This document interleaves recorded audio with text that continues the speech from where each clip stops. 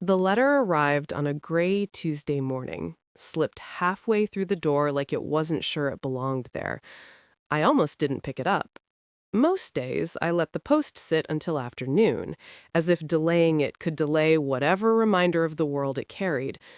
But something about the handwriting made me pause. It was careful, familiar in a way that made my chest tighten before I even knew why.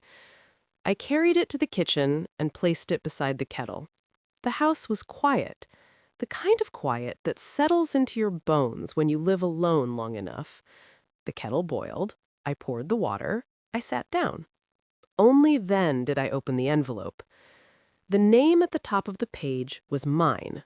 Not the shortened version people use now, but my full name, written the way it had been spoken decades ago. Seeing it like that felt like hearing a voice from another life. I am Margaret Ellis. I am 72 years old, and until that morning, I believed my past was neatly folded away, finished and no longer capable of reaching me. The letter was brief, polite. It informed me that a woman named Helen Carter had passed away and that I had been named in her personal papers. There were arrangements to discuss, questions to answer, a number at the bottom. I read it twice, then a third time, as if repetition might change the meaning. Helen Carter. The name stirred something deep and uneasy. I hadn't spoken it aloud in over 40 years. For a long time, I sat there with my tea untouched, staring at the wall. Memories don't always return as clear pictures. Sometimes they arrive as sensations, a tightening throat, a sudden ache behind the eyes, the faint echo of a choice you never stopped questioning. I had been young once, younger than my reflection suggested now. I had loved deeply. I had been afraid, and I had walked away from something that mattered, telling myself it was the sensible thing to do. Life went on, as it always does. I married, I raised children, I worked, I kept busy, I did everything expected of me. From the outside, my life looked steady, respectable, complete. But there had always been a quiet room inside me that I never entered. After my husband died, the days stretched longer. My children had their own lives now, calling when they could, visiting when schedules allowed. I never blamed them. I had taught them independence. I was proud of that. Still, evenings were long, nights longer. I filled my time with routines. Morning walks, afternoon radio, the same seat by the window. I told myself this was peace. The letter disagreed. That afternoon, I dialed the number with hands that surprised me by shaking. A woman answered, calm, professional. She explained that Helen Carter had left behind a small collection of letters and personal items, and that my name appeared more than once. She said Helen had requested that I be contacted. Did she say why? I asked. There was a pause. Only that you would understand. Understanding felt far away. That night, I didn't sleep. I lay awake listening to the tick of the clock, each second marking time I could not take back. I thought of a younger version of myself, standing at a crossroads and choosing the path that seemed safest.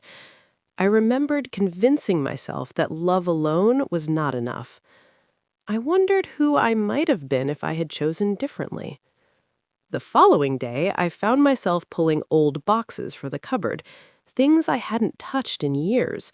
Photographs, cards, a scarf I used to wear constantly, now faded, but still soft.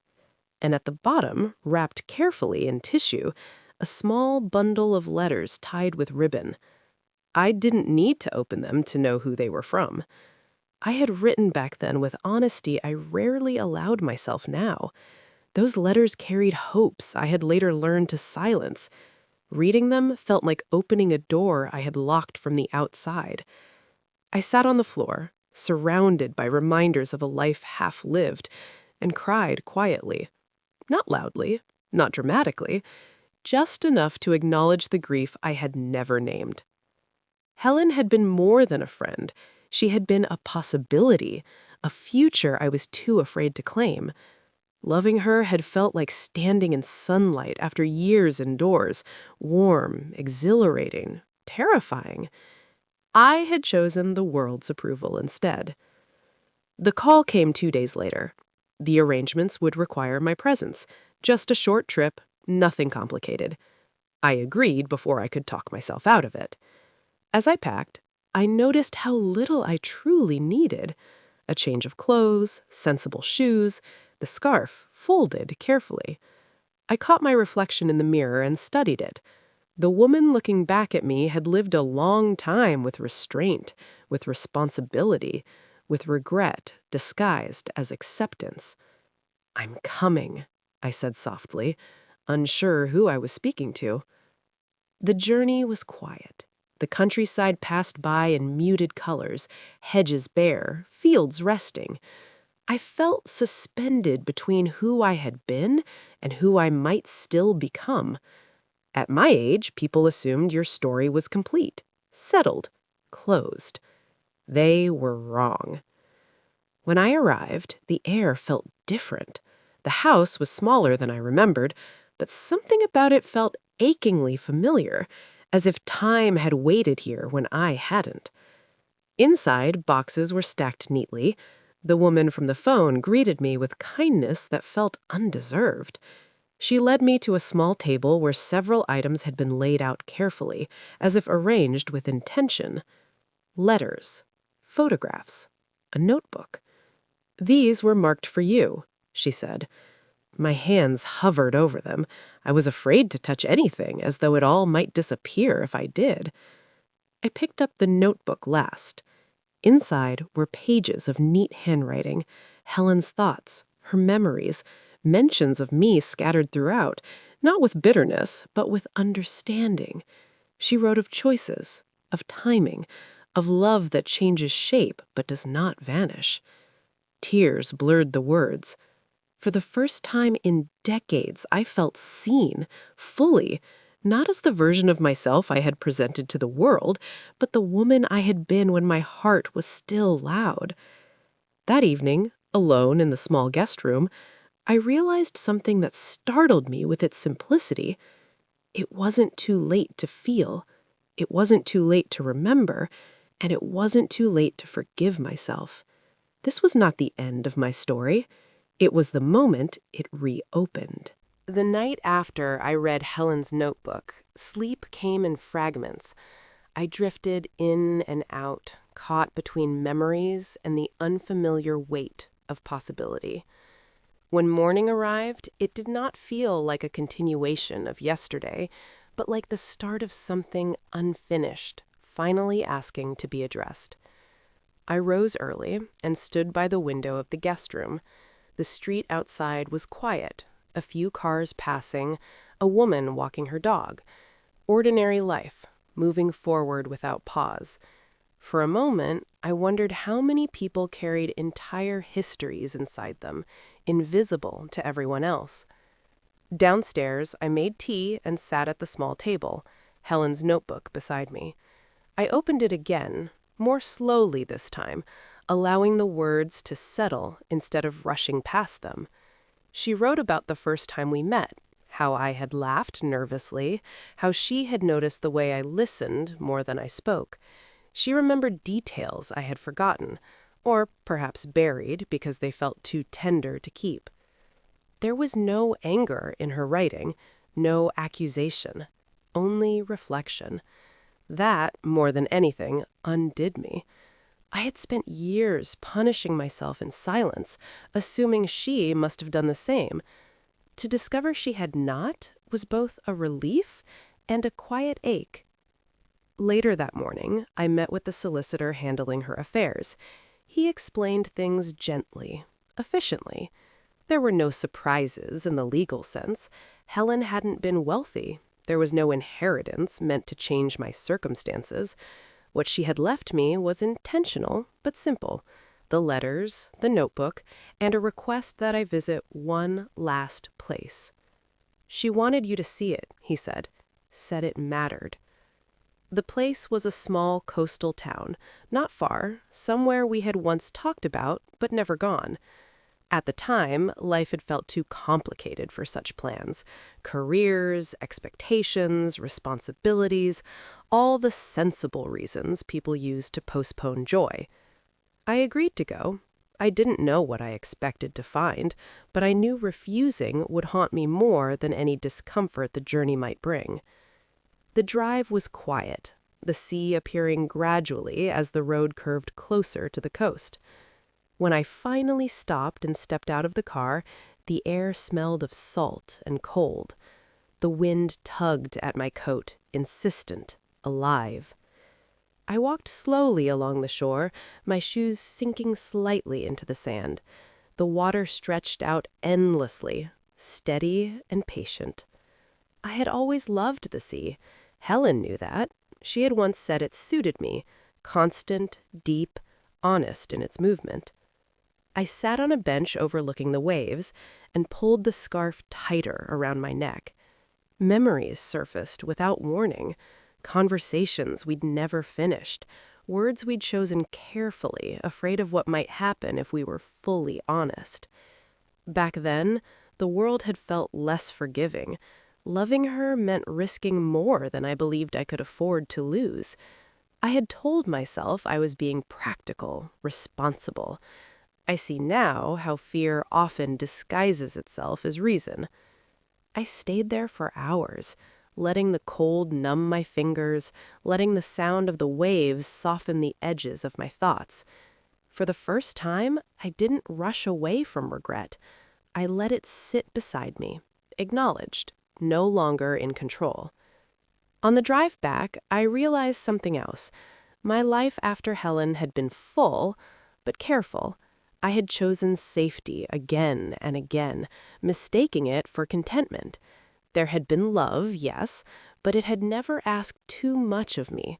I had kept parts of myself locked away, even from those closest to me. That evening, I called my daughter.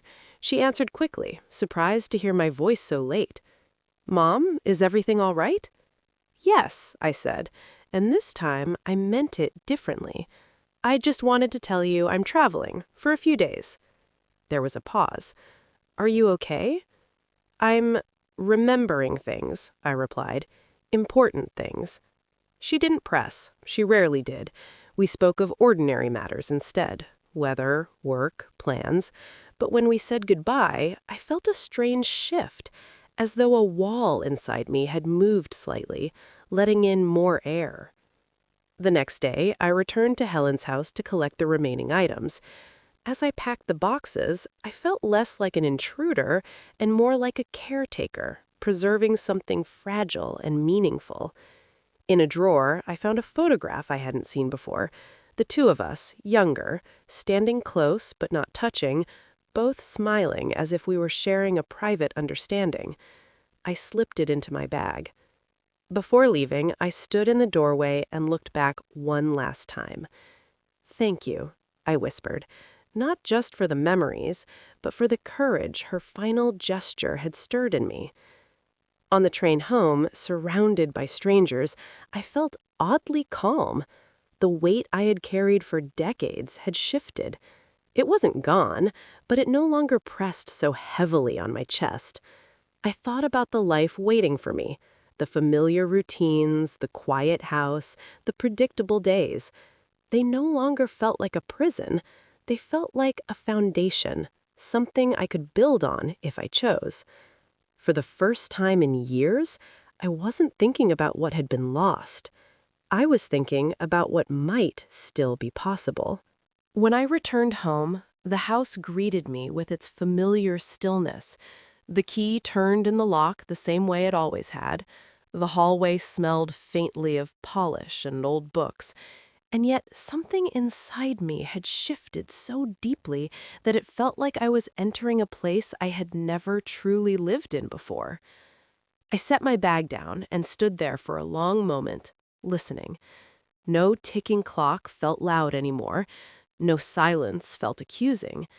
I realized I had spent years waiting for life to speak to me again, without understanding that I had been the one refusing to answer.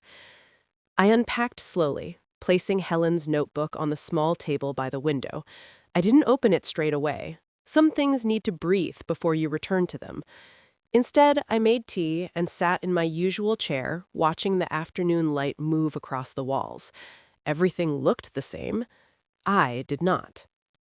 Over the next few days, memories surfaced unexpectedly, while washing dishes, while folding laundry, while walking past the park where I used to take my children when they were small. Each memory carried with it a question I had avoided for decades. What did I truly want, now that fear no longer had the final word? One afternoon, my son called. His voice was cheerful, rushed, full of the usual updates. Work, plans, the children.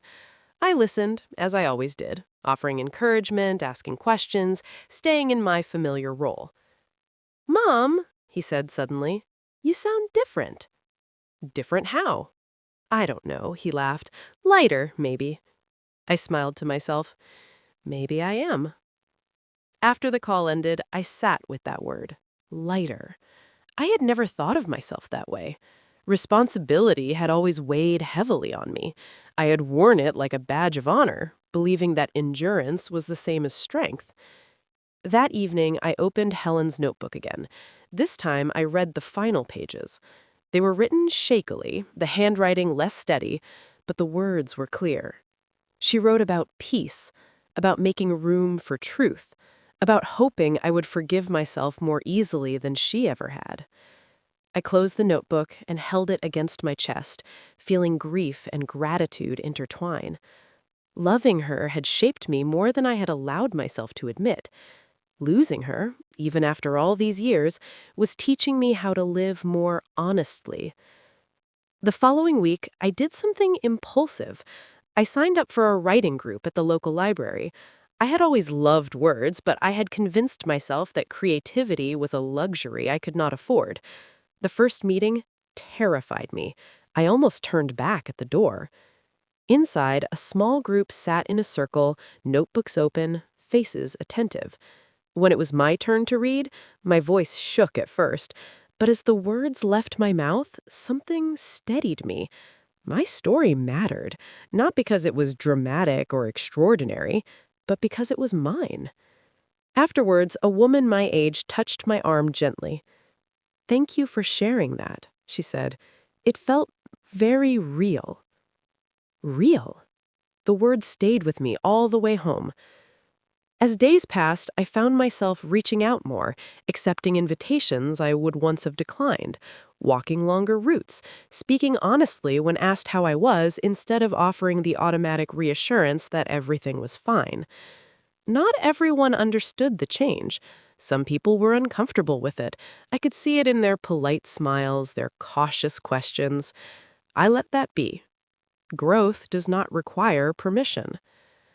One evening, sitting alone with the lights low, I allowed myself to imagine a future not defined by routine alone. Travel, perhaps, new friendships, a life shaped by curiosity instead of habit. The thought didn't scare me anymore. I realized then that grief had not reopened my past to punish me. It had returned it to me so I could finally choose what to do with it. And for the first time since I was young, the choice felt entirely my own. The morning after that realization, I woke before the alarm and lay still, watching the pale light slip through the curtains. There was no urgency pulling me out of bed, no voice in my head telling me to hurry, to be useful, to prove something. I let myself stay there a little longer, breathing, listening to the quiet rhythm of the house. When I finally rose, I dressed differently. Nothing dramatic, just a softer jumper, shoes meant for walking rather than rushing.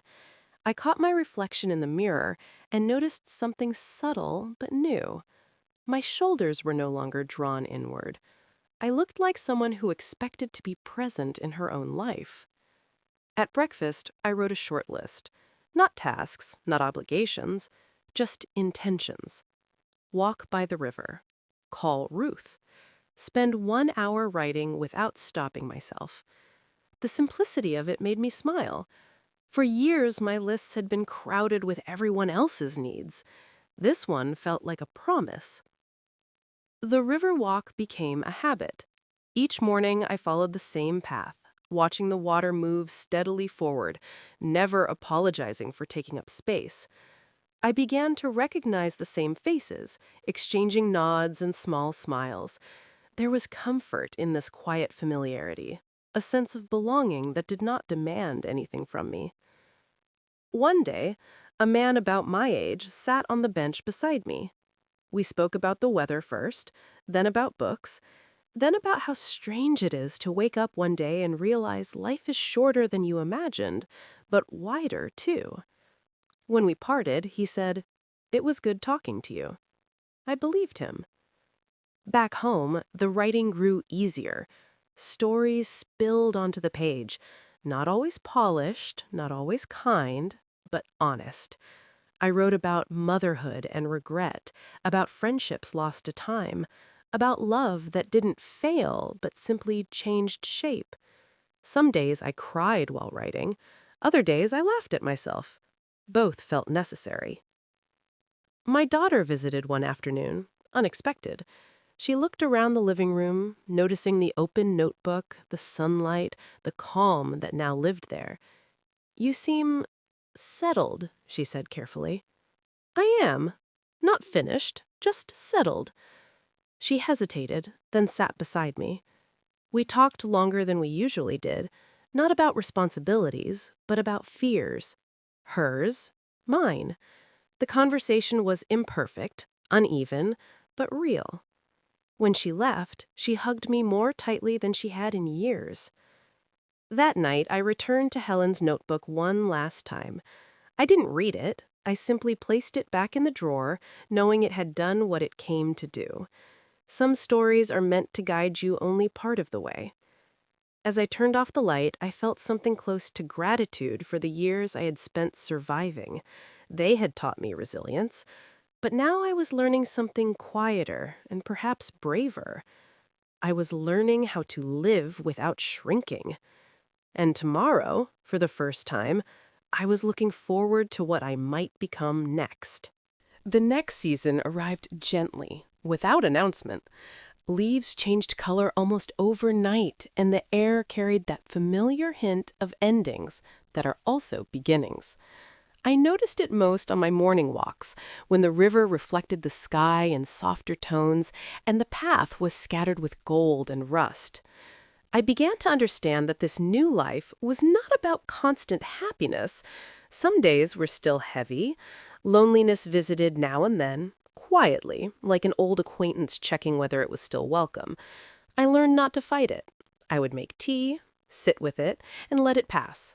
Strength, I realized, was not the absence of sadness, but the confidence that it would not own me. The writing group became a small anchor in my week. We celebrated each other's words, listened without fixing, and laughed often. One evening, after I read a piece about starting over late in life, the room was silent for a moment. Then someone said, "That felt like hope without pretending." I carried that sentence home with me like a gift. I started saying no without explaining myself, to things that drained me, to expectations that no longer fit. Each no made space for a quieter yes. Yes to rest, yes to curiosity, yes to mornings that belonged only to me. One afternoon, I received a letter in the post, a handwritten one. It was from my daughter. She wrote about watching me change, about how my courage had given her permission to question her own habits and fears. She ended with, "I'm proud of you, not for what you do, but for who you're becoming." I read it twice, then folded it carefully and placed it beside my bed. As winter approached, the house felt warmer than it ever had, though nothing physical had changed. I rearranged furniture, not for guests, but for comfort. I played music at the volume I liked. I cooked meals just because I wanted to taste them. Small acts, perhaps, but deeply mine. On the last evening of the year, I sat by the window with a blanket around my shoulders, watching lights flicker on in neighboring homes. I thought about the woman I had been, careful, quiet, endlessly accommodating. I didn't judge her. She had done her best with what she knew. But I also honored the woman I was now, someone who chose herself without guilt, who understood that it was never too late to step fully into her own life. When midnight came, I didn't make a loud resolution. I simply whispered a promise to myself. I will not disappear again.